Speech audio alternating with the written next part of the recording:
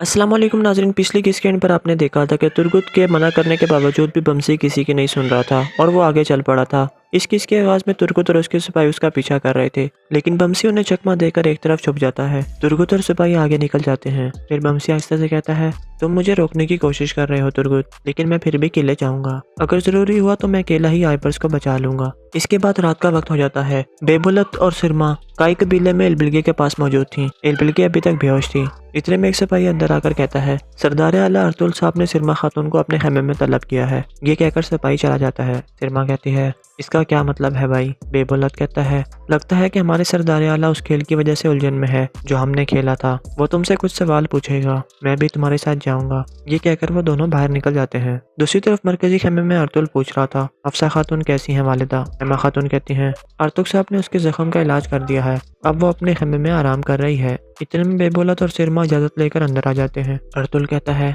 मुझे सुनकर अफसोस हुआ है सिरमा खातून, आप कैसी हैं? सिरमा कहती है कि मैं ठीक हूँ अर्तुल साहब, जब हम आइबर्स को तलाश कर लेंगे और जिम्मेदारों से हिसाब ले लेंगे तो मुझे बेहतर महसूस होगा। फिर अर्तुल कहता है, बेबुलत साहब ने अलबासी को मार दिया है, बहुत जल्द हम आइबर्स को भी बचा लेंगे। ये सुनकर सलजान और हैमा खातून बहुत खुश होते हैं। सलजान कहती है, अलबास्ती की मौत का सुनकर अब मैं खुशी से मर सकती हूँ सरदार। बेबुलत कहता है, वो बमसी को मारने वाला था, मैंने ठीक वक्त पर पहुंचकर सलजान खातून का और अपनी बहन का इंतकाम ले लिया। इस दौरान अर्तुल बेबुलत का गौर से जायजा ले रहा था। फिर अर्तुल सिरमा से पूछता है, क्या किसी और को भी मालूम था कि आप सगोत जा रहे हैं सिरमा खातून? सिरमा कहती है, ये पहली दफा नहीं था अर्तुल साहब, हम अक्सर सगोत जाते रहते थे। अर्तुल कहता है, क्या आप हर दफा बच्चों को भी साथ लेकर जाती हैं? सिरमा कहती है कि नहीं, वो पहली दफा था। अर्तुल पूछता है, तो आज आप उन्हें क्यों लेकर गईं? सिरमा कहती है, बच्चे उकता गए थे, हफ्सा खातून उन्हें सगोत लेकर जाना चाहती थी, मैंने उसकी मदद की। इतने में बेबुलत कहता है कि वो डाकू कई दिनों से बच्चों के इंतजार में थे, जब उन्होंने बच्चों को देखा तो हमला कर दिया।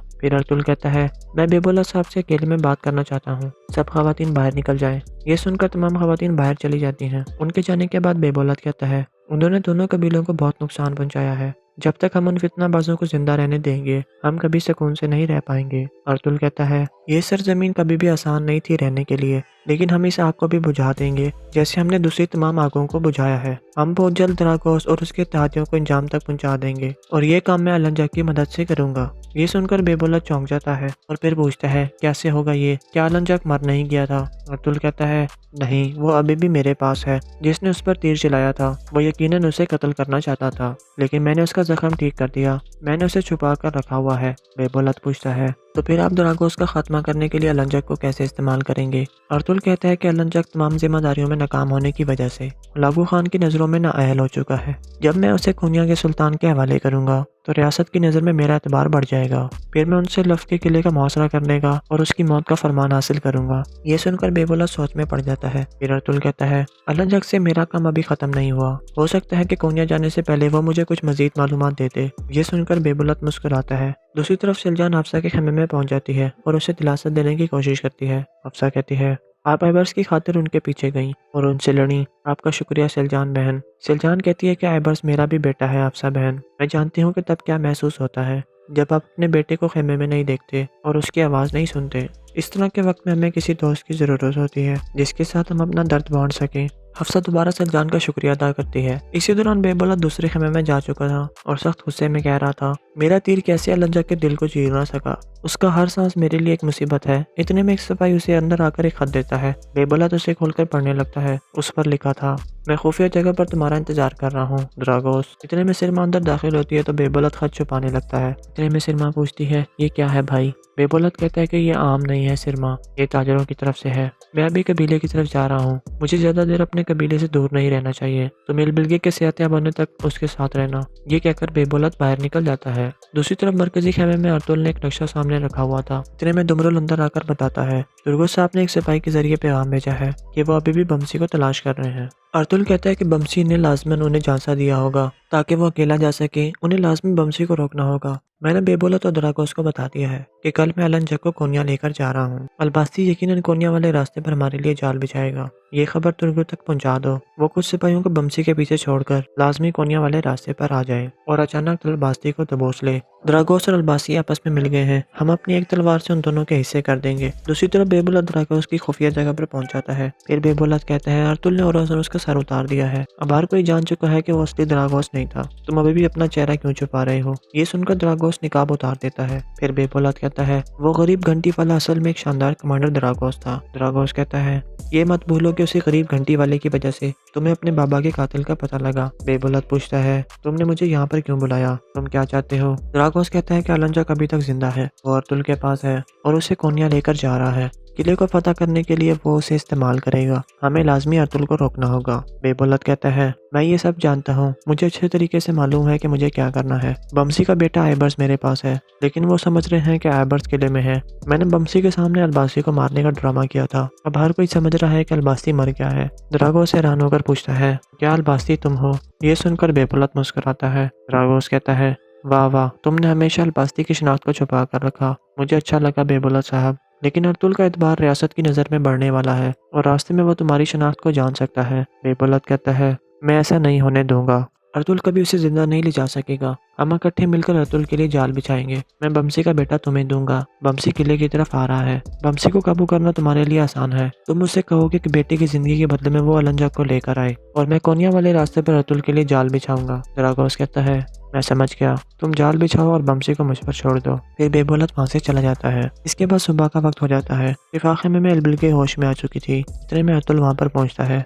फिर अर्तुल पूछता है कैसी हैं आप एल्बिल के खातून? एल्बिल के कहती है अल्लाह का शुक्र है कि मैं ठीक हूँ। अर्तुल पूछता है क्या आपने लड़ाई के दौरान कोई मशकूक चीज देखी? एल्बिल के जहन में एक ख्याल आता है जब लड़ाई के दौरान एक आदमी उसके सामने आ गया था, लेकिन वो रुक गया था। ये सोचकर एल्बिल कहती है वहाँ पर एक आदमी था जिसके चेहरे पर तलवार के जख्म का निशान था। मुझे ऐसा लगा जैसे वो मुझे नुकसान नहीं पहुंचाना चाहता था। जब मैं जख्मी हो गई तो वो भाग गया। अर्तुल पूछता है क्या दोबारा देखकर आप उसे पहचान लेंगी? एल्बिल कहती है मैं पहचान लूंगी हजूर। इतने में सिरमा अंदर दाखिल होती है और एल्बिल के पास आकर कहती है शुक्र है कि आप होश में आ गई बाजी। फिर अर्तुल वहां से चला जाता है। इसके बाद उमर कबीले का मंजर सामने आता है। बातुर मरकजी खेमे में आकर कहता है हमारे आदमी तैयार हैं सरदार। बेबोलत कहता है उनके लिए जाल को तैयार कर लो। अगर बमसी अलंजक को हासिल करने में नाकाम हो गया तो अर्तुल उसे कोन्या की तरफ ले जाएगा और हमें उसके लिए तैयार रहना होगा। अर्तुल किसी भी सूरत में आगे नहीं जाना चाहिए। ये कहकर वो दोनों बाहर निकल जाते हैं। दूसरी तरफ बमसी किले की तरफ जा रहा था। इतने में दरागोस के सिपाही उसे घेरे में ले लेते हैं। फिर दरागोस उसके सामने आता है। फिर बमसी कहता है कि घंटी वाले तुम? दरागोस कहता है कि घंटी वाला नहीं बल्कि कमांडर दरागोस, मैं यहाँ पर दोस्ती की नीयत से आया हूँ। बमसी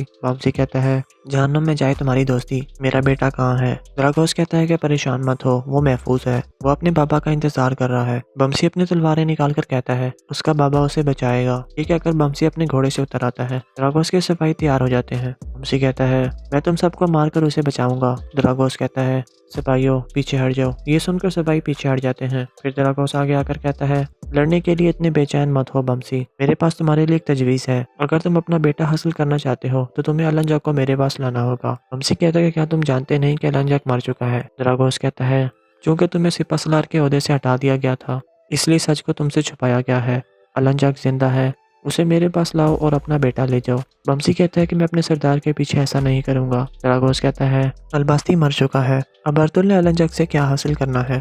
तुम अभी भी अर्तुल से अपनी दोस्ती निभा रहे हो, आज तुम इसी की वजह से इस हाल में हो। बमसी गुस्से में कहता है अर्तुल को इस मामले में मत लेकर आओ। दरागोस कहता है तो ठीक है, उम्मीद रखो कि अब तुम्हारे बेटे की लाश मिलेगी। ये कहकर दरागोस जाने लगता है। बमसी कहता है रुको, पहले मैं आइबर्स को देखना चाहता हूँ। दरागोस करीब आकर उसे आइबर्स के बालों की एक चुटकी सी देता है। आइबर्स के बाल देखकर बमसी बहुत जज्बाती हो जाता है और उसके बालों को चूमने लगता है। फिर बमसी कहता है दरागोस मैं वही करूंगा जो तुम कहोगे। दरागोस कहता है लेकिन अगर मुझे पता चला कि तुमने अर्तुल को इस मामले में शामिल किया है तो तुम्हारा बेटा मारा जाएगा। हमारे पास ज्यादा वक्त नहीं है, अब अलंजक को लेकर हमारी सरहद पर आ जाओ, वहाँ तुम्हें तुम्हारा बेटा मिल जाएगा। ये कहकर दरागोस वहाँ से चला जाता है। दूसरी तरफ अर्तुल और उसके सिपाही घोड़ों पर सवार होकर वहाँ से रवाना हो गए थे। इसी दौरान बेबोलत और उसके आदमी भी जाल बिछाने के लिए तेजी से आगे बढ़ रहे थे। दूसरी तरफ बमसी उस खुफिया जगह की तरफ बढ़ रहा था जहाँ अलन जग को रखा गया था। रास्ते में 2 सिपाही खड़े थे। बमसी उन्हें पुकारता है तो वो उसके करीब आ जाते हैं। एक सिपाही पूछता है, आप क्या यहाँ पर क्या कर रहे हैं सिपा सलार बमसी? बमसी कहता है कि अतुल साहब ने मुझे एक जिम्मेदारी दी है, इसलिए मैं यहाँ पर हूँ। इतने में बमसी उन पर हमला कर देता है और उन दोनों को मारकर बेहोश कर देता है और फिर कहता है, मुझे माफ कर देना बहादुरो। ये कहकर वो आगे बढ़ने लगता है। थोड़ी देर बाद वो उस जगह पर पहुंच जाता है जहाँ अलन जग बंधा हुआ था। वहाँ 2 सिपाही मौजूद थे जो बमसी को देखकर खड़े हो जाते हैं। वो सब एक दूसरे को सलाम करते हैं। बमसी पूछता है, मर्गिन कहाँ है? सिपाही कहता है कि वो जल्द यहाँ पर आ जाएगा। आप यहाँ पर क्यों आए हो बमसी? बमसी उन पर भी हमला कर देता है और फिर बमसी उन दोनों को भी गिराकर बेहोश कर देता है। फिर वो अलन जग के पास आकर कहता है, अपनी आवाज मत निकालना, तो मेरे साथ जा रहे हो। ये कहकर वो उसकी रस्सी खोलने लगता है। ये देखकर अलन जग कहता है कि अर्तुल को सबसे ज्यादा बेहतरीन सिपा सलार उसके सबसे बड़े दुश्मन को बचाने आया है। इतने में मर्गिन वहां पर पहुंच जाता है और वहां का मंजर देखकर परेशान हो जाता है। फिर वो अपनी तलवार निकालकर आगे बढ़ता है। बमसी रस्सी खोल रहा था। मर्गिन पूछता है, ये तुम क्या कर रहे हो बमसी? बमसी कहता है कि मैं अलन जग को लेकर जा रहा हूँ भाई। मर्गिन कहता है, क्या तुम अपने सरदार से गद्दारी करोगे? बमसी कहता है, अगर मैं इस कुत्ते को ड्रागोस के पास नहीं लेकर गया तो वो मेरे बेटे को मार देगा। मर्गिन कहता है, ऐसा मत करो भाई, ये गलीज़ हमें अलबास्ती के असल शनाख्त को बताने वाला है। बमसी कहता है, अलबास्ती मर चुका है, अब इस कुत्ते का मजीद कोई फायदा नहीं है, मैं अपने बेटे को बचाऊंगा। ये सुनकर मर्गिन उसकी गर्दन पर तलवार रखकर कहता है, सरदार के हुक्म के बगैर तुम इसे नहीं ले जा सकते बमसी। और फिर बमसी मर्गिन को भी गिरा देता है और बेहोश कर देता है और फिर अलन जग को लेकर चल पड़ता है। दूसरी तरफ बेबुलत के कुछ आदमी एक जगह पर छुपकर बैठे थे जिन्हें तुर्गुत देख लेता है और कहता है, सरदार सही कह रहे थे, लाजमी अलबास्ती इनमें शामिल होगा, तैयार हो जाओ सिपाहियों। ये कहकर वो खड़े हो जाते हैं और फिर वो आमने सामने खड़े हो जाते हैं। लेकिन इतने में बेबुलत और उसके मजीद आदमी सामने आ जाते हैं और आगे बढ़ने लगते हैं और यहाँ पर किस खत्म हो जाती है। अस्सलाम वालेकुम नाज़रीन, पिछली किस के एंड पर आपने देखा था कि तुर्गुत के मना करने के बावजूद भी बमसी किसी की नहीं सुन रहा था और वो आगे चल पड़ा था। इस किस के आवाज़ में तुर्गुत और उसके सिपाही उसका पीछा कर रहे थे, लेकिन बमसी उन्हें चकमा देकर एक तरफ छुप जाता है। तुर्गुत और सिपाही आगे निकल जाते हैं। फिर बमसी आहिस्ता से कहता है, तुम मुझे रोकने की कोशिश कर रहे हो तुर्गुत, लेकिन मैं फिर भी किले जाऊंगा। अगर जरूरी हुआ तो मैं अकेला ही आइबर्स को बचा लूंगा। इसके बाद रात का वक्त हो जाता है। बेबुलत और सिरमा काई कबीले में एलबिलगे के पास मौजूद थी। एलबिलगे अभी तक बेहोश थी। इतने में एक सिपाही अंदर आकर कहता है, सरदार आला अर्तुल साहब ने सिरमा खातून को अपने खेमे में तलब किया है। ये कहकर सिपाही चला जाता है। सिरमा कहती है, इसका क्या मतलब है भाई? बेबुलत कहता है, लगता है कि हमारे सरदार आला उस खेल की वजह से उलझन में है जो हमने खेला था। वो तुमसे कुछ सवाल पूछेगा, मैं भी तुम्हारे साथ जाऊंगा। ये कहकर वो दोनों बाहर निकल जाते हैं। दूसरी तरफ मरकजी खेमे में अर्तुल पूछ रहा था, अफसा खातून कैसी हैं वालिदा? हेमा खातून कहती हैं, अर्तुल साहब ने उसके जख्म का इलाज कर दिया है, अब वो अपने खेमे में आराम कर रही है। इतने में बेबुलत और सिरमा इजाजत लेकर अंदर आ जाते हैं। अर्तुल कहता है, मुझे सुनकर अफसोस हुआ है सिरमा खातून, आप कैसी हैं? सिरमा कहती है कि मैं ठीक हूँ अर्तुल साहब, जब हम आइबर्स को तलाश कर लेंगे और जिम्मेदारों से हिसाब ले लेंगे तो मुझे बेहतर महसूस होगा। फिर अर्तुल कहता है, बेबुलत साहब ने अलबास्ती को मार दिया है, बहुत जल्द हम आइबर्स को भी बचा लेंगे। ये सुनकर सलजान और हैमा खातून बहुत खुश होते हैं। सलजान कहती है, अलबास्ती की मौत का सुनकर अब मैं खुशी से मर सकती हूँ सरदार। बेबुलत कहता है, वो बमसी को मारने वाला था, मैंने ठीक वक्त पर पहुंचकर सलजान खातून का और अपनी बहन का इंतकाम ले लिया। इस दौरान अर्तुल बेबुलत का गौर से जायजा ले रहा था। फिर अर्तुल सिरमा से पूछता है, क्या किसी और को भी मालूम था कि आप सगोत जा रहे हैं सिरमा खातून? सिरमा कहती है, ये पहली दफा नहीं था अर्तुल साहब, हम अक्सर सगोत जाते रहते थे। अर्तुल कहता है, क्या आप हर दफा बच्चों को भी साथ लेकर जाती हैं? सिरमा कहती है कि नहीं, वो पहली दफा था। अर्तुल पूछता है, तो आज आप उन्हें क्यों लेकर गईं? सिरमा कहती है, बच्चे उकता गए थे, हफ्सा खातून उन्हें सगोत लेकर जाना चाहती थी, मैंने उसकी मदद की। इतने में बेबुलत कहता है, वो डाकू कई दिनों से बच्चों के इंतजार में थे, जब उन्होंने बच्चों को देखा तो हमला कर दिया। फिर अर्तुल कहता है, मैं बेबुलत साहब से अकेले में बात करना चाहता हूँ, सब खवातीन बाहर निकल जाएं। ये सुनकर तमाम खवातीन बाहर चली जाती हैं। उनके जाने के बाद बेबुलत कहता है, उन्होंने दोनों कबीलों को बहुत नुकसान पहुंचाया है, जब तक हम उन फितनाबाजों को जिंदा रहने देंगे हम कभी सुकून से नहीं रह पाएंगे। अर्तुल कहता है, ये सरजमीन कभी भी आसान नहीं थी रहने के लिए, लेकिन हम इस आग को भी बुझा देंगे जैसे हमने दूसरी तमाम आगों को बुझाया है। हम बहुत जल्द द्रागोस और उसके इत्तेहादियों को इंजाम तक पहुंचा देंगे और ये काम मैं अलन जग की मदद से करूंगा। ये सुनकर बेबुलत चौंक जाता है और फिर पूछता है, कैसे होगा ये? क्या अलन जग मर नहीं गया था? अर्तुल कहता है, नहीं, वो अभी भी मेरे पास है। जिसने उस पर तीर चलाया था वो यकीनन उसे कत्ल करना चाहता था। लेकिन मैंने उसका जख्म ठीक कर दिया। मैंने उसे छुपा कर रखा हुआ है। बेबोलत पूछता है, तो फिर आप दरागोस का खात्मा करने के लिए अलंजक को कैसे इस्तेमाल करेंगे? अर्तुल कहता है कि अलंजक तमाम जिम्मेदारियों में नाकाम होने की वजह से हुलागू खान की नज़रों में नाअहल हो चुका है। जब मैं उसे कोनिया के सुल्तान के हवाले करूंगा तो रियासत की नज़र में मेरा एतबार बढ़ जाएगा। फिर मैं उनसे लफ के किले का मुहासरा करने का और उसकी मौत का फरमान हासिल करूंगा। ये सुनकर बेबोलत सोच में पड़ जाता है। फिर अर्तुल कहता है, अलंजक से मेरा काम अभी खत्म नहीं हुआ। हो सकता है कि कोनिया जाने से पहले वो मुझे कुछ मजीद मालूमात देते। ये सुनकर बेबोलत मुस्कुराता है। दूसरी तरफ शिलजान हफ्सा के खेमे में पहुंच जाती है और उसे दिलासा देने की कोशिश करती है। हफ्सा कहती है, आप आइबर्स की खातिर उनके पीछे गई और उनसे लड़ी। आपका शुक्रिया शिलजान बहन। शिलजान कहती है कि आइबर्स मेरा भी बेटा है हफ्सा बहन। मैं जानती हूँ कि तब क्या महसूस होता है जब आप अपने बेटे को खेमे में नहीं देखते और उसकी आवाज़ नहीं सुनते। इस तरह के वक्त में हमें किसी दोस्त की ज़रूरत होती है जिसके साथ हम अपना दर्द बांट सकें। हफ्सा दोबारा शिलजान का शुक्रिया अदा करती है। इसी दौरान बेबोलत दूसरे खेमे में जा चुका था और सख्त गुस्से में कह रहा था, मेरा तीर कैसे अलंजक के दिल को चीर ना सका। उसका हर सांस मेरे लिए एक मुसीबत है। इतने में एक सिपाही उसे अंदर आकर एक खत देता है। बेबोलत उसे खोलकर पढ़ने लगता है। उस पर लिखा था, मैं खुफिया जगह पर तुम्हारा इंतजार कर रहा हूँ द्रागोस। इतने में सिरमा अंदर दाखिल होती है तो बेबोलत खत छुपाने लगता है। इतने में सिरमा पूछती है, ये क्या है भाई? बेबोलत कहता है कि ये आम नहीं है सिरमा, ये ताजरों की तरफ से है। मैं अभी कबीले की तरफ जा रहा हूँ। मुझे ज्यादा देर अपने कबीले से दूर नहीं रहना चाहिए। तो मिलबिलगे के सेहतियाब होने तक उसके साथ रहना। ये कहकर बेबोलत बाहर निकल जाता है। दूसरी तरफ मरकजी खेमे में अर्तुल ने एक नक्शा सामने रखा हुआ था। इतने में दुमरुल अंदर आकर बताता है, तुर्गुस साहब ने एक सिपाही के जरिए पैगाम भेजा है कि वो अभी भी बमसी को तलाश कर रहे हैं। अर्तुल कहता है कि बमसी ने लाजमन उन्हें झांसा दिया होगा ताकि वो अकेला जा सके। उन्हें लाजमी बमसी को रोकना होगा। मैंने बेबोलत और दरागोस को बता दिया है कि कल मैं अलंजक को कोनिया लेकर जा रहा हूँ। अलबासी यकीनन कोनिया वाले रास्ते पर हमारे लिए जाल बिछाएगा। ये खबर तुर्गुस तक पहुंचा दो। वो कुछ सिपाहियों को बमसी के पीछे छोड़कर लाजमी कोनिया वाले रास्ते पर आ जाए और अचानक अलबासी को दबोच ले।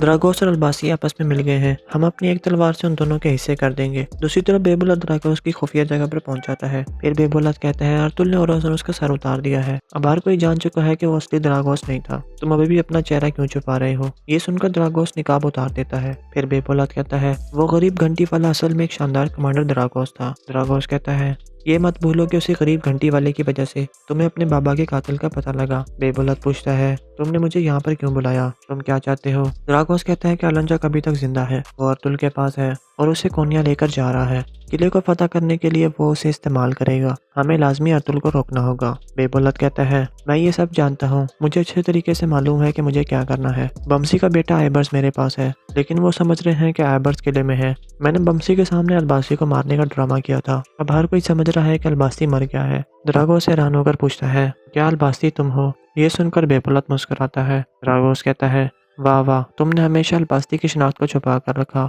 मुझे अच्छा लगा बेबोलत साहब, लेकिन अर्तुल का एतबार रियासत की नज़र में बढ़ने वाला है और रास्ते में वो तुम्हारी शिनाख्त को जान सकता है। बेबोलत कहता है, मैं ऐसा नहीं होने दूंगा। अर्तुल कभी उसे जिंदा नहीं ले जा सकेगा। हम इकट्ठे मिलकर अर्तुल के लिए जाल बिछाएंगे। मैं बमसी का बेटा तुम्हें दूंगा। बमसी किले की तरफ आ रहा है। बमसी को काबू करना तुम्हारे लिए आसान है। तुम उससे कहोगे कि बेटे की जिंदगी के बदले में वो अलंजक को लेकर आए और मैं कोनिया वाले रास्ते पर अर्तुल के लिए जाल बिछाऊंगा। दरागोस कहता है, मैं समझ गया। तुम जाल बिछाओ और बमसी को मुझ पर छोड़ दो। फिर बेबोलत वहाँ से चला जाता है। इसके बाद सुबह का वक्त हो जाता है। लिफाफे में एलबिल के होश में आ चुकी थी। इतने में अर्तुल वहाँ पर पहुँचता है। फिर अर्तुल पूछता है, कैसी हैं आप एलबिल के खातून? एलबिल के कहती है, अल्लाह का शुक्र है कि मैं ठीक हूँ। अर्तुल पूछता है, क्या आपने लड़ाई के दौरान कोई मशकूक चीज़ देखी? एलबिल के जहन में एक ख्याल आता है। जब लड़ाई के दौरान एक आदमी उसके सामने आ गया था लेकिन वो रुक गया था। ये सोचकर एलबिल कहती है, वहाँ पर एक आदमी था जिसके चेहरे पर तलवार के जख्म का निशान था। मुझे ऐसा लगा जैसे वो मुझे नुकसान नहीं पहुँचाना चाहता था। जब मैं जख्मी हो गई तो वो भाग गया। अर्तुल पूछता है, क्या दोबारा देखकर आप उसे पहचान लेंगी? एलबिल कहती है, मैं पहचान लूंगी हजूर। इतने में सिरमा अंदर दाखिल होती है और एलबिल के पास आकर कहती है, शुक्र है कि आप होश में आ गई बाजी। फिर अर्तुल वहाँ से चला जाता है। इसके बाद उमर कबीले का मंजर सामने आता है। बातुर मरकजी खेमे में आकर कहता है, हमारे आदमी तैयार हैं सरदार। बेबोलत कहता है, उनके लिए जाल को तैयार कर लो। अगर बमसी अलंजक को हासिल करने में नाकाम हो गया तो अर्तुल उसे कोनिया की तरफ ले जाएगा और हमें उसके लिए तैयार रहना होगा। अर्तुल किसी भी सूरत में आगे नहीं जाना चाहिए। ये कहकर वो दोनों बाहर निकल जाते हैं। दूसरी तरफ बमसी किले की तरफ जा रहा था। इतने में दरागोस के सिपाही उसे घेरे में ले लेते हैं। फिर दरागोस उसके सामने आता है। फिर बमसी कहता है कि घंटी वाले तुम? दरागोस कहता है कि घंटी वाला नहीं बल्कि कमांडर दरागोस, मैं यहाँ पर दोस्ती की नीयत से आया हूँ बमसी। बमसी कहता है, जहन्नुम में जाए तुम्हारी दोस्ती, मेरा बेटा कहाँ है? दरागोस कहता है कि परेशान मत हो, वो महफूज है, वो अपने बाबा का इंतजार कर रहा है। बमसी अपनी तलवारें निकाल कर कहता है उसका बाबा उसे बचाएगा। ये कहकर बमसी अपने घोड़े से उतर आता है। ड्रागोस के सिपाही तैयार हो जाते हैं। बमसी कहता है मैं तुम सबको मारकर उसे बचाऊंगा। ड्रागोस कहता है सिपाहियों पीछे हट जाओ। ये सुनकर सिपाही पीछे हट जाते हैं। फिर ड्रागोस आगे आकर कहता है लड़ने के लिए इतने बेचैन मत हो बमसी, मेरे पास तुम्हारे लिए एक तजवीज़ है। अगर तुम अपना बेटा हासिल करना चाहते हो तो तुम्हें अलंजक को मेरे पास लाना होगा। बमसी कहता है क्या तुम जानते नहीं कि अलंजक मर चुका है। ड्रागोस कहता है क्योंकि तुम्हें सिपह सलार के ओहदे से हटा दिया गया था, इसलिए सच को तुमसे छुपाया गया है। अलंजक जिंदा है, उसे मेरे पास लाओ और अपना बेटा ले जाओ। बमसी कहता है कि मैं अपने सरदार के पीछे ऐसा नहीं करूंगा। ड्रागोस कहता है अलबास्ती मर चुका है, अब अर्तुल ने अलंजक से क्या हासिल करना है। तुम अभी भी अर्तुल से अपनी दोस्ती निभा रहे हो, आज तुम इसी की वजह से इस हाल में हो। बमसी गुस्से में कहता है अर्तुल को इस मामले में मत लेकर आओ। ड्रागोस कहता है तो ठीक है, उम्मीद रखो कि अब तुम्हें अपने तुम्हारे बेटे की लाश मिलेगी। ये कहकर ड्रागोस जाने लगता है। बमसी कहता है रुको, पहले मैं आइबर्स को देखना चाहता हूँ। ड्रागोस करीब आकर उसे आइबर्स के बालों की एक चुटकी सी देता है। आइबर्स के बाल देखकर बमसी बहुत जज्बाती हो जाता है और उसके बालों को चूमने लगता है। फिर बमसी कहता है ड्रागोस मैं वही करूंगा जो तुम कहोगे। ड्रागोस कहता है लेकिन अगर मुझे पता चला कि तुमने अर्तुल को इस मामले में शामिल किया है तो तुम्हारा बेटा मारा जाएगा। हमारे पास ज्यादा वक्त नहीं है, अब अलंजक को लेकर हमारी सरहद पर आ जाओ, वहाँ तुम्हें तुम्हारा बेटा मिल जाएगा। ये कहकर ड्रागोस वहाँ से चला जाता है। दूसरी तरफ अर्तुल और उसके सिपाही घोड़ों पर सवार होकर वहाँ से रवाना हो गए थे। इसी दौरान बेबोलत और उसके आदमी भी जाल बिछाने के लिए तेजी से आगे बढ़ रहे थे। दूसरी तरफ बमसी उस खुफिया जगह की तरफ बढ़ रहा था जहाँ अलंजक को रखा गया था। रास्ते में दो सिपाही खड़े थे। बमसी उन्हें पुकारता है तो वो उसके करीब आ जाते हैं। एक सिपाही पूछता है आप क्या यहाँ पर क्या कर रहे हैं सिपह सलार बमसी। बमसी कहता है कि अर्तुल साहब ने मुझे एक जिम्मेदारी दी है, इसलिए मैं यहाँ पर हूँ। इतने में बमसी उन पर हमला कर देता है और उन दोनों को मारकर बेहोश कर देता है और फिर कहता है मुझे माफ कर देना बहादुरो। ये कहकर वो आगे बढ़ने लगता है। थोड़ी देर बाद वो उस जगह पर पहुंच जाता है जहाँ अलंजक बंधा हुआ था। वहाँ दो सिपाही मौजूद थे जो बमसी को देखकर खड़े हो जाते हैं। वो सब एक दूसरे को सलाम करते हैं। बमसी पूछता है मर्गिन कहाँ है। सिपाही कहता है कि वो जल्द यहाँ पर आ जाएगा। आप यहाँ पर क्यों आए हो बमसी। बमसी उन पर भी हमला कर देता है और फिर बमसी उन दोनों को भी गिराकर बेहोश कर देता है। फिर वो अलंजक के पास आकर कहता है अपनी आवाज मत निकालना, तुम मेरे साथ जा रहे हो। ये कहकर वो उसकी रस्सी खोलने लगता है। ये देखकर अलंजक कहता है कि अर्तुल को सबसे ज्यादा बेहतरीन सिपह सलार उसके सबसे बड़े दुश्मन को बचाने आया है। इतने में मर्गिन वहां पर पहुंच जाता है और वहां का मंजर देखकर परेशान हो जाता है। फिर वो अपनी तलवार निकालकर आगे बढ़ता है। बमसी रस्सी खोल रहा था। मर्गिन पूछता है ये तुम क्या कर रहे हो बमसी। बमसी कहता है कि मैं अलंजक को लेकर जा रहा हूँ भाई। मर्गिन कहता है क्या तुम अपने सरदार से गद्दारी करोगे। बमसी कहता है अगर मैं इस कुत्ते को ड्रागोस के पास नहीं लेकर गया तो वो मेरे बेटे को मार देगा। मर्गिन कहता है ऐसा मत करो भाई, ये गलीज़ हमें अलबास्ती के असल शनाख्त को बताने वाला है। बमसी कहता है अलबास्ती मर चुका है, अब इस कुत्ते का मजीद कोई फायदा नहीं है, मैं अपने बेटे को बचाऊंगा। ये सुनकर मर्गिन उसकी गर्दन पर तलवार रखकर कहता है सरदार के हुक्म के बगैर तुम इसे नहीं ले जा सकते बमसी। और फिर बमसी मर्गिन को भी गिरा देता है और बेहोश कर देता है और फिर अलंजक को लेकर चल पड़ता है। दूसरी तरफ बेबुलत के कुछ आदमी एक जगह पर छुपकर बैठे थे जिन्हें तुर्गुत देख लेता है और कहता है सरदार सही कह रहे थे, लाजमी अलबास्ती इनमें शामिल होगा, तैयार हो जाओ सिपाहियों। ये कहकर वो खड़े हो जाते हैं और फिर वो आमने सामने खड़े हो जाते हैं। लेकिन इतने में बेबुलत और उसके मजीद आदमी सामने आ जाते हैं और आगे बढ़ने लगते हैं और यहाँ पर किस खत्म हो जाती है।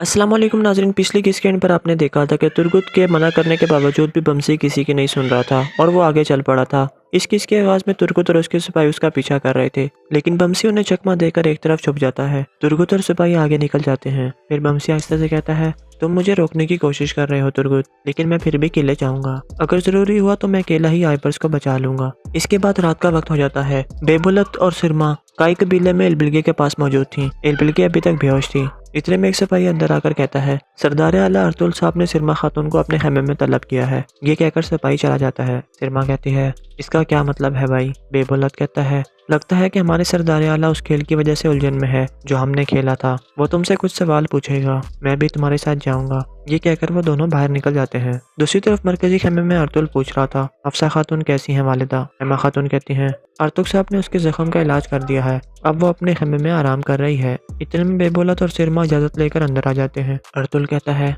मुझे सुनकर अफसोस हुआ है सिरमा खातून, आप कैसी हैं। सिरमा कहती है कि मैं ठीक हूँ अर्तुल साहब, जब हम आइबर्स को तलाश कर लेंगे और जिम्मेदारों से हिसाब ले लेंगे तो मुझे बेहतर महसूस होगा। फिर अर्तुल कहता है बेबुलत साहब ने अलबास्ती को मार दिया है, बहुत जल्द हम आइबर्स को भी बचा लेंगे। ये सुनकर सेलजान और हाइमा खातून बहुत खुश होते हैं। सेलजान कहती है, अलबास्ती की मौत का सुनकर अब मैं खुशी से मर सकती हूँ सरदार। बेबोलत कहता है, वो बमसी को मारने वाला था। मैंने ठीक वक्त पर पहुंचकर सेलजान खातून का और अपनी बहन का इंतकाम ले लिया। इस दौरान अर्तुल बेबोलत का गौर से जायजा ले रहा था। फिर अर्तुल सिरमा से पूछता है, क्या किसी और को भी मालूम था कि आप सगोत जा रहे हैं सिरमा खातून? सिरमा कहती है, ये पहली दफा नहीं था अर्तुल साहब, हम अक्सर सगोत जाते रहते थे। अर्तुल कहता है, क्या आप हर दफा बच्चों को भी साथ लेकर जाती हैं? सिरमा कहती है कि नहीं, वो पहली दफा था।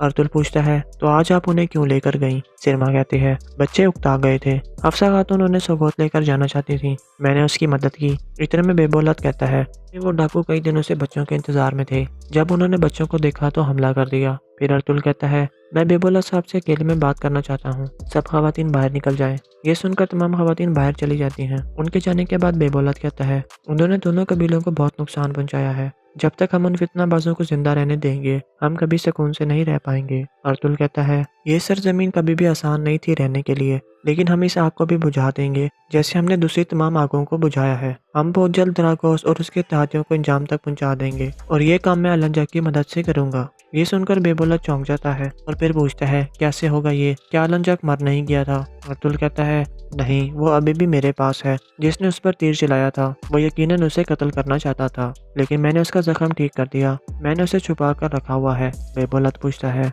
तो फिर आप द्रागोस का खात्मा करने के लिए अलंजक को कैसे इस्तेमाल करेंगे? अर्तुल कहता है कि अलंजक तमाम जिम्मेदारियों में नाकाम होने की वजह से लागू खान की नज़रों में नाअहल हो चुका है। जब मैं उसे कोनिया के सुल्तान के हवाले करूंगा तो रियासत की नज़र में मेरा एतबार बढ़ जाएगा। फिर मैं उनसे लफ के किले का मुहासरा करने का और उसकी मौत का फरमान हासिल करूंगा। ये सुनकर बेबोलत सोच में पड़ जाता है। फिर अर्तुल कहता है, अलंजक से मेरा काम अभी खत्म नहीं हुआ। हो सकता है कि कोनिया जाने से पहले वो मुझे कुछ मजीद मालूमात देते। ये सुनकर बेबोलत मुस्कुराता है। दूसरी तरफ सेलजान हफ्सा के खेमे में पहुंच जाती है और उसे दिलासा देने की कोशिश करती है। हफ्सा कहती है, आप आइबर्स की खातिर उनके पीछे गईं और उनसे लड़ी। आपका शुक्रिया सेलजान बहन। सेलजान कहती है कि आइबर्स मेरा भी बेटा है हफ्सा बहन। मैं जानती हूँ कि तब क्या महसूस होता है जब आप अपने बेटे को खेमे में नहीं देखते और उसकी आवाज़ नहीं सुनते। इस तरह के वक्त में हमें किसी दोस्त की ज़रूरत होती है जिसके साथ हम अपना दर्द बांट सकें।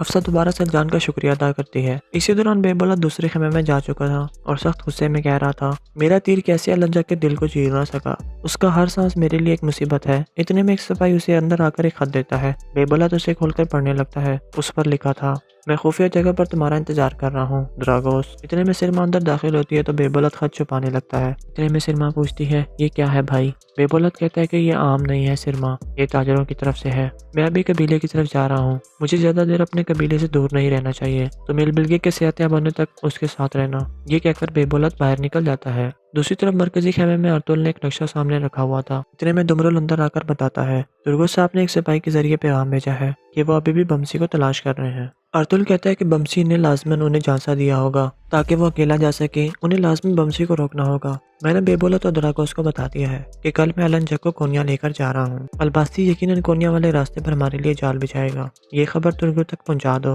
वो कुछ सिपाहियों को बमसी के पीछे छोड़कर लाजमी कोनिया वाले रास्ते पर आ जाए और अचानक अलबास्ती को दबोच ले। द्रागोस और अलबास्ती आपस में मिल गए हैं। हम अपनी एक तलवार से उन दोनों के हिस्से कर देंगे। दूसरी तरफ बेबोलत द्रागोस की खुफिया जगह पर पहुंच जाता है। फिर बेबोलत कहता है, अर्तुल ने और उसका सर उतार दिया है। अब हर कोई जान चुका है कि वो असली द्रागोस नहीं था। तुम अभी भी अपना चेहरा क्यों छुपा रहे हो? ये सुनकर द्रागोस निकाब उतार देता है। फिर बेबोलत कहता है, वो गरीब घंटी वाला असल में एक शानदार कमांडर द्रागोस था। द्रागोस कहता है, ये मत भूलो कि उसी गरीब घंटी वाले की वजह से तुम्हें अपने बाबा के कातिल का पता लगा। बेबोलत पूछता है, तुमने मुझे यहाँ पर क्यों बुलाया? तुम क्या चाहते हो? द्रागोस कहता है कि अलंजक अभी तक जिंदा है, वो अर्तुल के पास है और उसे कोनिया लेकर जा रहा है। किले को फतह करने के लिए वो उसे इस्तेमाल करेगा। हमें लाजमी अर्तुल को रोकना होगा। बेबोलत कहता है, मैं ये सब जानता हूँ, मुझे अच्छे तरीके से मालूम है कि मुझे क्या करना है। बमसी का बेटा आइबर्स मेरे पास है, लेकिन वो समझ रहे हैं कि आइबर्स किले में है। मैंने बमसी के सामने अलबासी को मारने का ड्रामा किया था। अब हर कोई समझ रहा है कि अलबासी मर गया है। द्रागोस हैरान होकर पूछता है, क्या अलबासी तुम हो? ये सुनकर बेबोलत मुस्कुराता है। द्रागोस कहता है, वाह वाह, तुमने हमेशा अलबास्ती की शिनाख्त को छुपा कर रखा। मुझे अच्छा लगा बेबोलत साहब, लेकिन अर्तुल का एतबार रियासत की नज़र में बढ़ने वाला है और रास्ते में वो तुम्हारी शिनाख्त को जान सकता है। बेबोलत कहता है, मैं ऐसा नहीं होने दूंगा। अर्तुल कभी उसे जिंदा नहीं ले जा सकेगा। हम इकट्ठे मिलकर अर्तुल के लिए जाल बिछाएंगे। मैं बमसी का बेटा तुम्हें दूंगा। बमसी किले की तरफ आ रहा है। बमसी को काबू करना तुम्हारे लिए आसान है। तुम उससे कहोगे कि बेटे की जिंदगी के बदले में वो अलंजक को लेकर आए और मैं कोनिया वाले रास्ते पर अर्तुल के लिए जाल बिछाऊंगा। द्रागोस कहता है, मैं समझ गया, तुम जाल बिछाओ और बमसी को मुझ पर छोड़ दो। फिर बेबोलत वहाँ से चला जाता है। इसके बाद सुबह का वक्त हो जाता है। इफाक़े में मैं एल्बिल के होश में आ चुकी थी। इतने में अर्तुल वहाँ पर पहुँचता है। फिर अर्तुल पूछता है, कैसी हैं आप एल्बिल के खातून? एल्बिल के कहती है, अल्लाह का शुक्र है कि मैं ठीक हूँ। अर्तुल पूछता है, क्या आपने लड़ाई के दौरान कोई मशकूक चीज़ देखी? एल्बिल के जहन में एक ख्याल आता है, जब लड़ाई के दौरान एक आदमी उसके सामने आ गया था, लेकिन वो रुक गया था। ये सोचकर एल्बिल के कहती है, वहाँ पर एक आदमी था जिसके चेहरे पर तलवार के जख्म का निशान था। मुझे ऐसा लगा जैसे वो मुझे नुकसान नहीं पहुंचाना चाहता था। जब मैं जख्मी हो गई तो वो भाग गया। अर्तुल पूछता है, क्या दोबारा देखकर आप उसे पहचान लेंगी? एल्बिल के कहती है, मैं पहचान लूंगी हुजूर। इतने में सिरमा अंदर दाखिल होती है और एल्बिल के पास आकर कहती है, शुक्र है कि आप होश में आ गई बाजी। फिर अर्तुल वहाँ से चला जाता है। इसके बाद उमर कबीले का मंजर सामने आता है। बातुर मरकजी खेमे में आकर कहता है, हमारे आदमी तैयार हैं सरदार। बेबोलत कहता है, उनके लिए जाल को तैयार कर लो। अगर बमसी अलंजा को हासिल करने में नाकाम हो गया तो अर्तुल उसे कोनिया की तरफ ले जाएगा और हमें उसके लिए तैयार रहना होगा। अर्तुल किसी भी सूरत में आगे नहीं जाना चाहिए। ये कहकर वो दोनों बाहर निकल जाते हैं। दूसरी तरफ बमसी किले की तरफ जा रहा था। इतने में दरागोस के सिपाही उसे घेरे में ले लेते हैं और फिर दरागोस उसके सामने आता है। फिर बमसी कहता है कि घंटी वाले तुम? दरागोस कहता है कि घंटी वाला नहीं बल्कि कमांडर दरागोस, मैं यहाँ पर दोस्ती की नीयत से आया हूँ बमसी। बमसी कहता है, जहन्नुम में जाए तुम्हारी दोस्ती, मेरा बेटा कहाँ है? दरागोस कहता है कि परेशान मत हो, वो महफूज है, वो अपने बाबा का इंतजार कर रहा है। बमसी अपनी तलवारें निकाल कर कहता है, उसका बाबा उसे बचाएगा। ये कहकर बमसी अपने घोड़े से उतर आता है। दरागोस के सिपाही तैयार हो जाते हैं। बमसी कहता है, मैं तुम सबको मारकर उसे बचाऊंगा। दरागोस कहता है, सिपाहियों पीछे हट जाओ। ये सुनकर सिपाही पीछे हट जाते हैं। फिर दरागोस आगे आकर कहता है, लड़ने के लिए इतने बेचैन मत हो बमसी, मेरे पास तुम्हारे लिए एक तजवीज़ है। अगर तुम अपना बेटा हासिल करना चाहते हो तो तुम्हें अलंजाक को मेरे पास लाना होगा। बमसी कहता है, क्या तुम जानते नहीं कि अलंजाक मर चुका है? दरागोस कहता है, चूंकि तुम्हें सिपहसालार के ओहदे से हटा दिया गया था इसलिए सच को तुमसे छुपाया गया है। अलंजाक जिंदा है, उसे मेरे पास लाओ और अपना बेटा ले जाओ। बमसी कहता है कि मैं अपने सरदार के पीछे ऐसा नहीं करूंगा। दरागोस कहता है, अलबास्ती मर चुका है, अब अर्तुल ने अलंजाक से क्या हासिल करना है?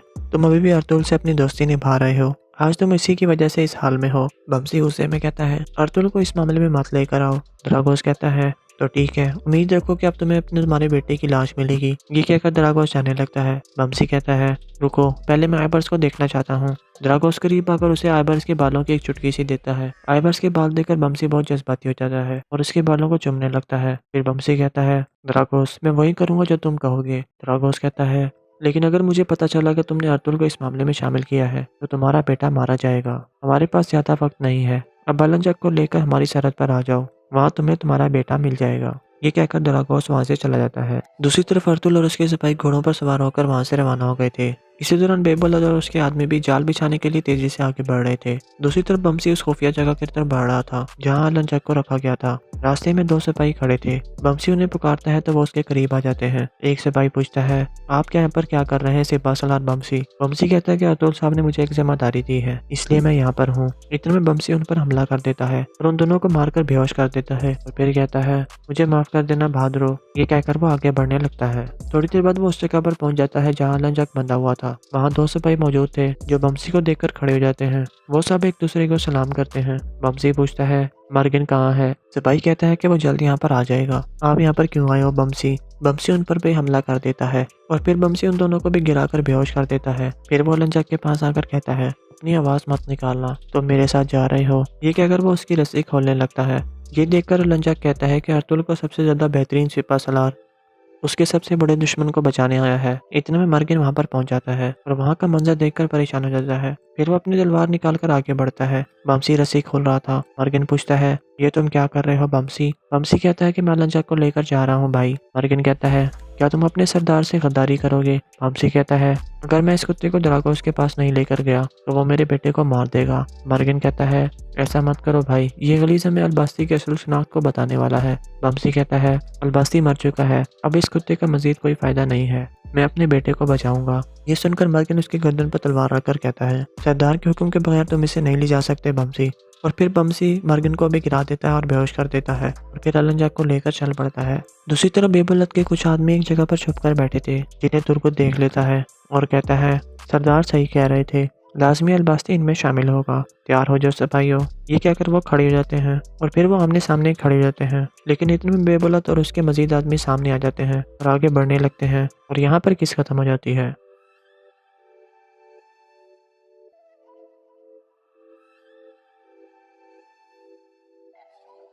अस्सलाम वालेकुम नाज़रीन, पिछली किस के एंड पर आपने देखा था कि तुर्गुत के मना करने के बावजूद भी बमसी किसी की नहीं सुन रहा था और वो आगे चल पड़ा था। इस किस की आवाज़ में तुर्गुत और उसके सिपाही उसका पीछा कर रहे थे, लेकिन बमसी उन्हें चकमा देकर एक तरफ छुप जाता है। तुर्गुत और सिपाही आगे निकल जाते हैं। फिर बमसी आहिस्ते से कहता है, तुम मुझे रोकने की कोशिश कर रहे हो तुर्गुत, लेकिन मैं फिर भी किले जाऊंगा। अगर जरूरी हुआ तो मैं अकेला ही आइबर्स को बचा लूंगा। इसके बाद रात का वक्त हो जाता है। बेबुलत और सिरमा काई कबीले में एलबिलगे के पास मौजूद थी। एलबिलगे अभी तक बेहोश थी। इतने में एक सिपाही अंदर आकर कहता है, सरदार आला अर्तुल साहब ने सिरमा खातून को अपने खेमे में तलब किया है। ये कहकर सिपाही चला जाता है। सिरमा कहती है, इसका क्या मतलब है भाई? बेबुलत कहता है, लगता है कि हमारे सरदार आला उस खेल की वजह से उलझन में है जो हमने खेला था। वो तुमसे कुछ सवाल पूछेगा, मैं भी तुम्हारे साथ जाऊंगा। ये कहकर वो दोनों बाहर निकल जाते हैं। दूसरी तरफ मरकजी खेमे में अर्तुल पूछ रहा था, अफसा खातून कैसी हैं वालिदा? एमा खातून कहती हैं, अर्तुल साहब ने उसके जख्म का इलाज कर दिया है, अब वो अपने खेमे में आराम कर रही है। इतने में बेबुलत और सिरमा इजाजत लेकर अंदर आ जाते हैं। अर्तुल कहता है, मुझे सुनकर अफसोस हुआ है सिरमा खातून, आप कैसी हैं? सिरमा कहती है कि मैं ठीक हूँ अर्तुल साहब, जब हम आइबर्स को तलाश कर लेंगे और जिम्मेदारों से हिसाब ले लेंगे तो मुझे बेहतर महसूस होगा। फिर अर्तुल कहता है, बेबुलत साहब ने अलबास्ती को मार दिया है, बहुत जल्द हम आइबर्स को भी बचा लेंगे। ये सुनकर सलजान और हैमा खातून बहुत खुश होते हैं। सलजान कहती है, अलबास्ती की मौत का सुनकर अब मैं खुशी से मर सकती हूँ सरदार। बेबुलत कहता है, वो बमसी को मारने वाला था, मैंने ठीक वक्त पर पहुंचकर सलजान खातून का और अपनी बहन का इंतकाम ले लिया। इस दौरान अर्तुल बेबुलत का गौर से जायजा ले रहा था। फिर अर्तुल सिरमा से पूछता है, क्या किसी और को भी मालूम था कि आप सगोत जा रहे हैं सिरमा खातून? सिरमा कहती है, ये पहली दफा नहीं था अर्तुल साहब, हम अक्सर सगोत जाते रहते थे। अर्तुल कहता है, क्या आप हर दफा बच्चों को भी साथ लेकर जाती हैं? सिरमा कहती है कि नहीं, वो पहली दफा था। अर्तुल पूछता है, तो आज आप उन्हें क्यों लेकर गईं? सिरमा कहती है, बच्चे उकता गए थे, हफ्सा खातून उन्हें सगोत लेकर जाना चाहती थी, मैंने उसकी मदद की। इतने में बेबुलत कहता है कि वो डाकू कई दिनों से बच्चों के इंतजार में थे, जब उन्होंने बच्चों को देखा तो हमला कर दिया। फिर अर्तुल कहता है, मैं बेबुलत साहब से अकेले में बात करना चाहता हूँ, सब खवातीन बाहर निकल जाएं। ये सुनकर तमाम खवातीन बाहर चली जाती हैं। उनके जाने के बाद बेबुलत कहता है, उन्होंने दोनों कबीलों को बहुत नुकसान पहुंचाया है,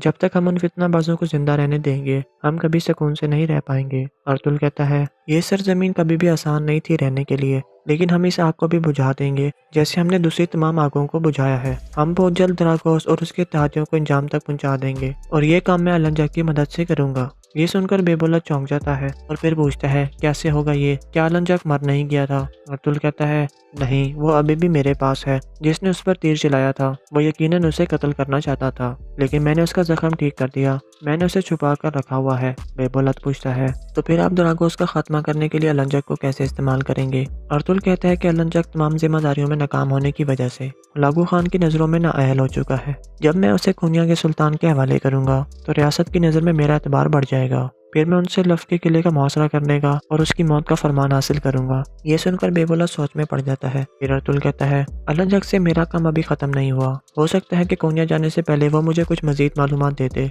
ये सुनकर बेबुलत मुस्कुराता है। दूसरी तरफ सलजान हफ्सा के खेमे में पहुंच जाती है और उसे दिलासा देने की कोशिश करती है। हफ्सा कहती है, आप आइबर्स की खातिर उनके पीछे गईं और उनसे लड़ी, आपका शुक्रिया सलजान बहन। सलजान कहती है कि आइबर्स मेरा भी बेटा है हफ्सा बहन, मैं जानती हूँ कि तब क्या महसूस होता है जब आप अपने बेटे को खेमे में नहीं देखते और उसकी आवाज़ नहीं सुनते। इस तरह के वक्त में हमें किसी दोस्त की ज़रूरत होती है जिसके साथ हम अपना दर्द बांट सकें। हफ्सा दोबारा सलजान का शुक्रिया अदा करती है। इसी दौरान बेबुलत दूसरे खेमे में जा चुका था और सख्त गुस्से में कह रहा था, मेरा तीर कैसे अलंजक के दिल को चीर ना सका, उसका हर सांस मेरे लिए एक मुसीबत है। इतने में एक सिपाही उसे अंदर आकर एक खत देता है। बेबुलत उसे खोलकर पढ़ने लगता है। उस पर लिखा था, मैं खुफिया जगह पर तुम्हारा इंतजार कर रहा हूँ द्रागोस। इतने में सिरमा अंदर दाखिल होती है तो बेबुलत खत छुपाने लगता है। इतने में सिरमा पूछती है, ये क्या है भाई? बेबुलत कहता है कि ये आम नहीं है सिरमा, ये ताजरों की तरफ से है। मैं अभी कबीले की तरफ जा रहा हूँ, मुझे ज्यादा देर अपने कबीले से दूर नहीं रहना चाहिए, तो मिलबिलगे के सेहतियाब होने तक उसके साथ रहना। ये कहकर बेबुलत बाहर निकल जाता है। दूसरी तरफ मरकजी खेमे में अर्तुल ने एक नक्शा सामने रखा हुआ था। इतने में दुमरुल अंदर आकर बताता है, तुर्गुत साहब ने एक सिपाही के जरिए पैगाम भेजा है कि वो अभी भी बमसी को तलाश कर रहे हैं। अर्तुल कहता है कि बमसी ने लाजमन उन्हें झांसा दिया होगा ताकि वो अकेला जा सके, उन्हें लाजमी बमसी को रोकना होगा। मैंने बेबुलत और द्रागोस को बता दिया है कि कल मैं अलंजक को कोनिया लेकर जा रहा हूँ। अलबास्ती यकीनन कोनिया वाले रास्ते पर हमारे लिए जाल बिछाएगा, ये खबर तुर्गुत तक पहुँचा दो।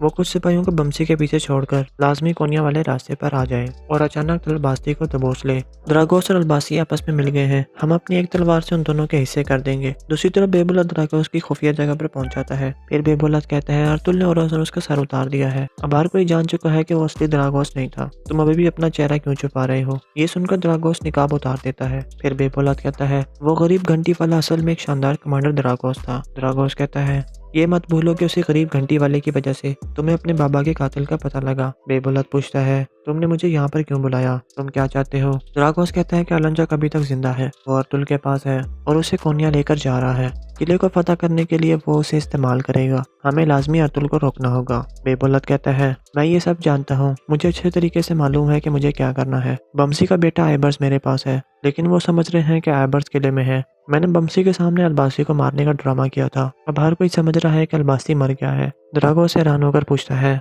क्या अलबासी तुम हो। ये सुनकर बेपोलाद मुस्कुराता है। द्रागोस कहता है वाह वाह, तुमने हमेशा अलबास्ती की शिनाख्त को छुपा कर रखा, मुझे अच्छा लगा बेपोलाद साहब। लेकिन अर्तुल का एतबार रियासत की नज़र में बढ़ने वाला है और रास्ते में वो तुम्हारी शिनाख्त को जान सकता है। बेपोलाद कहता है मैं ऐसा नहीं होने दूंगा, अर्तुल कभी उसे जिंदा नहीं ले जा सकेगा। हम इकट्ठे मिलकर अर्तुल के लिए जाल बिछाएंगे। मैं बमसी का बेटा तुम्हें दूंगा। बमसी किले की तरफ आ रहा है, बमसी को काबू करना तुम्हारे लिए आसान है। तुम मुझसे कहोगे कि बेटे की जिंदगी के बदले में वो अलांजाक को लेकर आए और मैं कोन्या वाले रास्ते पर अर्तुल के लिए जाल बिछाऊंगा। द्रागोस कहता है मैं समझ गया, तुम जाल बिछाओ और बमसी को मुझ पर छोड़ दो। फिर बेपोलाद वहां से चला जाता है। इसके बाद सुबह का वक्त हो जाता है। लिफाफे में एल्बिल के होश में आ चुकी थी। इतने में अर्तुल वहां पर पहुंचता है। फिर अर्तुल पूछता है कैसी हैं आप एल्बिल के खातून। एल्बिल के कहती है अल्लाह का शुक्र है कि मैं ठीक हूँ। अर्तुल पूछता है क्या आपने लड़ाई के दौरान कोई मशकूक चीज देखी। एल्बिल के जहन में एक ख्याल आता है जब लड़ाई के दौरान एक आदमी उसके सामने आ गया था, लेकिन वो रुक गया था। ये सोचकर एल्बिल के कहती है वहाँ पर एक आदमी था जिसके चेहरे पर तलवार के जख्म का निशान था। मुझे ऐसा लगा जैसे वो मुझे नुकसान नहीं पहुंचाना चाहता था। जब मैं जख्मी हो गई तो वो भाग गया। अर्तुल पूछता है क्या दोबारा देखकर आप उसे पहचान लेंगी। एल्बिल के कहती है मैं पहचान लूंगी हजूर। इतने में सिरमा अंदर दाखिल होती है और एल्बिल के पास आकर कहती है शुक्र है कि आप होश में आ गई बाजी। फिर अर्तुल वहां से चला जाता है। इसके बाद उमर कबीले का मंजर सामने आता है। बातुर मरकजी खेमे में आकर कहता है हमारे आदमी तैयार हैं सरदार। बेपोलाद कहता है उनके लिए जाल को तैयार कर लो, अगर बमसी अलांजाक को हासिल करने में नाकाम हो गया तो अर्तुल उसे कोन्या की तरफ ले जाएगा और हमें उसके लिए तैयार रहना होगा। अर्तुल किसी भी सूरत में आगे नहीं जाना चाहिए। ये कहकर वो दोनों बाहर निकल जाते हैं। दूसरी तरफ बमसी किले की तरफ जा रहा था। इतने में द्रागोस के सिपाही उसे घेरे में ले लेते हैं। फिर द्रागोस उसके सामने आता है। फिर बमसी कहता है कि घंटी वाले तुम। द्रागोस कहता है कि घंटी वाला नहीं बल्कि कमांडर द्रागोस, मैं यहाँ पर दोस्ती की नीयत से आया हूँ बमसी। बमसी कहता है जहन्नुम में जाए तुम्हारी दोस्ती, मेरा बेटा कहाँ है। द्रागोस कहता है कि परेशान मत हो, वो महफूज है, वो अपने बाबा का इंतजार कर रहा है। बमसी अपनी तलवारें निकाल कर कहता है उसका बाबा उसे बचाएगा। ये कहकर बमसी अपने घोड़े से उतर आता है। द्रागोस के सिपाही तैयार हो जाते हैं। बमसी कहता है मैं तुम सबको मारकर उसे बचाऊंगा। द्रागोस कहता है सिपाहियों पीछे हट जाओ। ये सुनकर सिपाही पीछे हट जाते हैं। फिर द्रागोस आगे आकर कहता है लड़ने के लिए इतने बेचैन मत हो बमसी, मेरे पास तुम्हारे लिए एक तजवीज़ है। अगर तुम अपना बेटा हासिल करना चाहते हो तो तुम्हें अलांजाक को मेरे पास लाना होगा। बमसी कहता है क्या तुम जानते नहीं कि अलांजाक मर चुका है। द्रागोस कहता है चूंकि तुम्हें सिपहसालार के ओहदे से हटा दिया गया था इसलिए सच को तुमसे छुपाया गया है। अलांजाक जिंदा है, उसे मेरे पास लाओ और अपना बेटा ले जाओ। बमसी कहता है कि मैं अपने सरदार के पीछे ऐसा नहीं करूंगा। द्रागोस कहता है अलबास्ती मर चुका है, अब अर्तुल ने अलांजाक से क्या हासिल करना है।